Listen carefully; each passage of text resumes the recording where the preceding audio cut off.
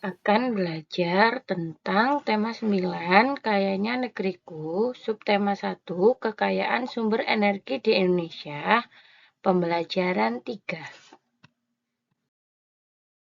Indonesia adalah bangsa yang memiliki banyak sumber energi. Sumber energi mulai dari minyak dan gas bumi atau migas sampai yang bukan minyak dan gas bumi atau non-migas. Sumber-sumber energi tersebut tersebar di seluruh pulau-pulau yang ada di Indonesia.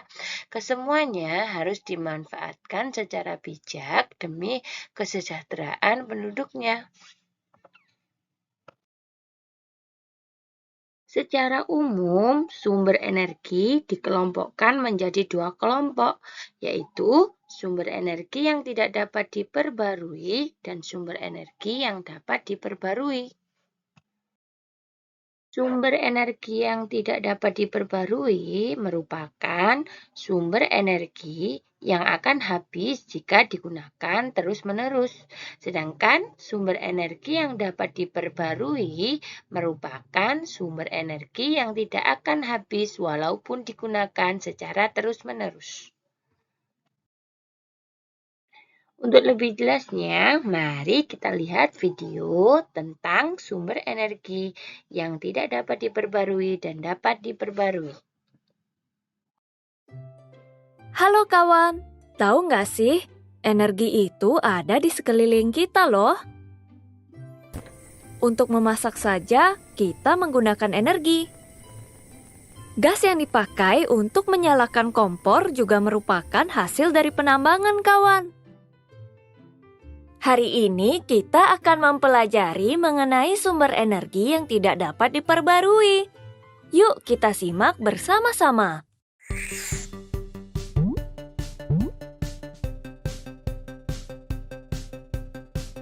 Minyak bumi berbeda dengan minyak yang biasa dipakai untuk memasak. Minyak bumi merupakan minyak mentah dari perut bumi yang dapat diolah menjadi bahan bakar minyak. Minyak bumi dapat diolah menjadi bahan bakar untuk kendaraan, seperti bensin, solar, minyak tanah, aftur, dan lain-lain. Minyak bumi diperoleh dengan cara pengeboran sedalam 3.000 hingga 4.000 meter di bawah permukaan laut. Indonesia adalah negara penghasil minyak bumi terbesar di Asia Tenggara dan menempati urutan ke-23 di dunia. Inilah daerah-daerah penghasil minyak bumi terbesar di negara kita. Kepulauan Riau, Kalimantan Timur, Papua Barat, Sumatera Selatan, Jawa Timur.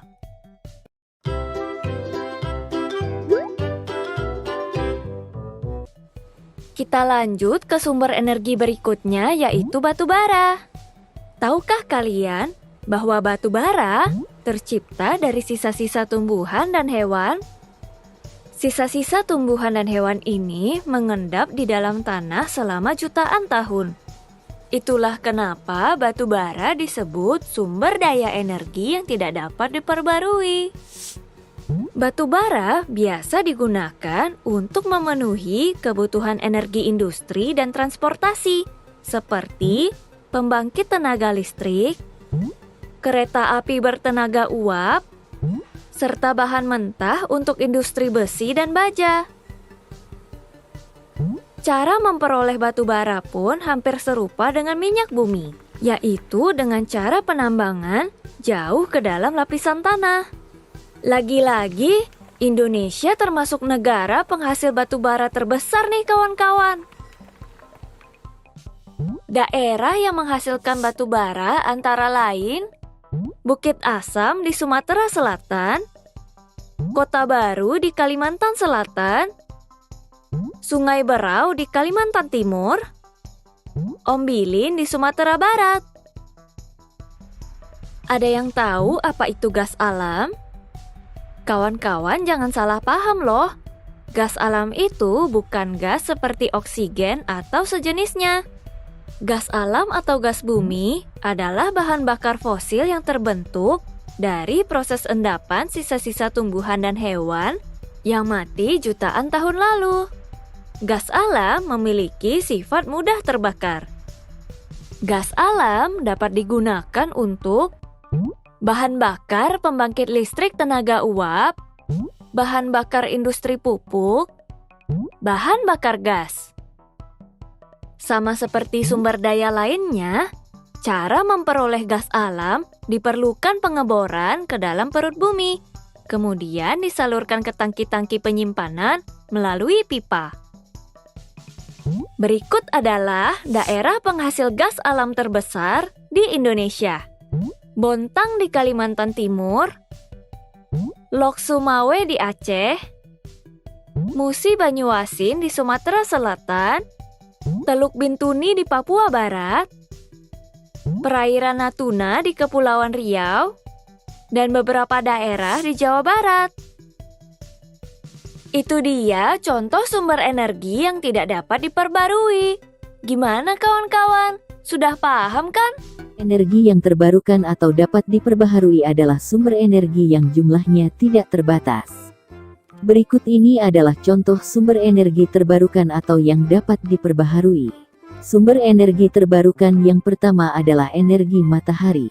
Energi matahari sangat melimpah jumlahnya, khususnya bagi wilayah yang beriklim tropis. Pemanfaatan sinar matahari adalah dengan menggunakan sel surya yang berfungsi mengubah energi surya menjadi energi listrik. Ada juga yang memanfaatkan sinar matahari untuk memasak dengan menggunakan produk kompor bertenaga sinar matahari. Sumber energi terbarukan yang kedua adalah panas bumi. Panas bumi merupakan energi yang bersumber dari dalam perut bumi. Panas bumi merupakan energi yang melimpah dan terbarukan. Kita tidak perlu khawatir akan kehabisan energi panas bumi. Selain jumlahnya yang melimpah, energi panas bumi memiliki harga yang lebih ekonomis dan ramah lingkungan. Indonesia merupakan salah satu negara di dunia yang kaya akan energi panas bumi. Hal ini dikarenakan Indonesia mempunyai banyak gunung berapi aktif. Contoh pemanfaatan panas bumi adalah dengan mengubahnya menjadi pembangkit listrik. Sumber energi terbarukan yang ketiga adalah angin.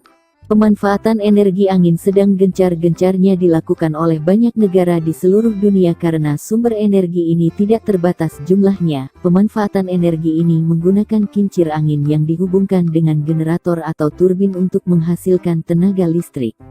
Sumber energi terbarukan yang keempat adalah energi gas alam. Merupakan energi yang terbarukan. Selain itu, energi gas alam harganya lebih murah daripada bahan bakar minyak. Sumber energi terbarukan yang kelima adalah tenaga air. Energi yang bersumber dari tenaga air sudah lama dimanfaatkan oleh manusia karena ramah lingkungan dan juga berlimpah. Pembangkit listrik tenaga air atau PLTA merupakan salah satu contoh pemanfaatan tenaga air untuk kehidupan yang lebih baik. Energi terbarukan yang keenam adalah energi pasang surut. Pasang surut air laut hasilnya lebih maksimal bila dibandingkan dengan tenaga surya dan tenaga angin, tetapi pemanfaatan energi pasang surut masih sedikit. Hal ini dikarenakan biayanya yang mahal.